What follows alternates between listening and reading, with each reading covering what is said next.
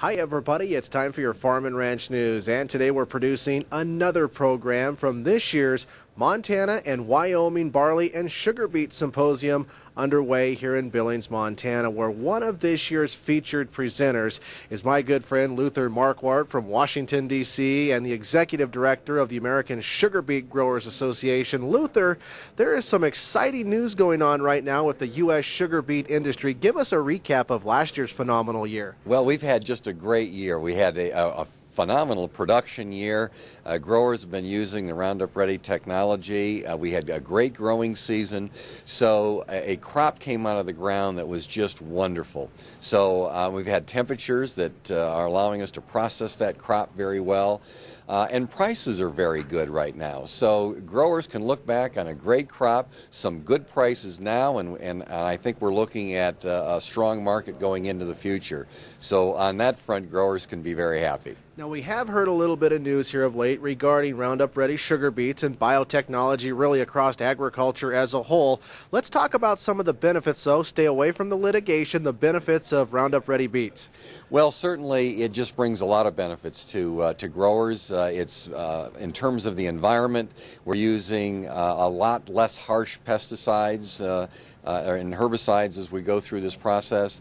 It's giving us better yields because we're not stunning the growth of the plant every time we put on a conventional herbicide. So those kinds of things have been very helpful for us.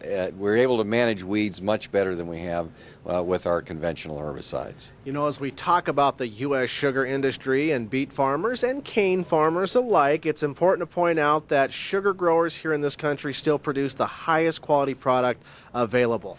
Absolutely, and it's locally grown. We've got 146,000 jobs in the U.S. sugar industry. We're putting $10 billion into the U.S. economy, and we're doing it at no cost to the U.S. taxpayer. And that's what we're excited about, particularly as Congress comes and begins to focus on how we cut spending in government. You can look at a sugar policy that hasn't cost anything since 2002 and not projected to cost anything for the next 10 years. And how fun is it for other companies out there like Pepsi this past year to embrace U.S. sugar growers and maybe do a throwback to the old Pepsi days using real domestic sugar? Absolutely, and that's a product that has really captured the desire for consumers. I know out here in Wyoming they're continuing to produce it, and actually we're going to honor Admiral Beverage for their fine work in putting out a great product with beet sugar from Moreland, Wyoming.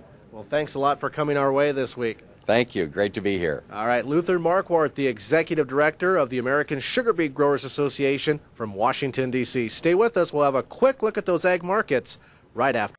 Let's go ahead now and take a quick look at some of those ag markets this week at Torrington Livestock there in eastern Wyoming. 3,000 head of feeder cattle. Looks like those 5 to 6 weight steers were $3 to $6 higher this week, $139 to $157.50, and those 6 to 7 weights between $129 and $141. And it's turned out to be a pretty decent week for the U.S. grain markets as we look at that 12% winter wheat price across the region, $6.86 to $7.60 a bushel, and your 14% spring wheat, $8.78 to $9.17. For all your ag markets, visit us online today at northernag.net. That's a look at your Farm and Ranch News. I'm Russell Nimitz.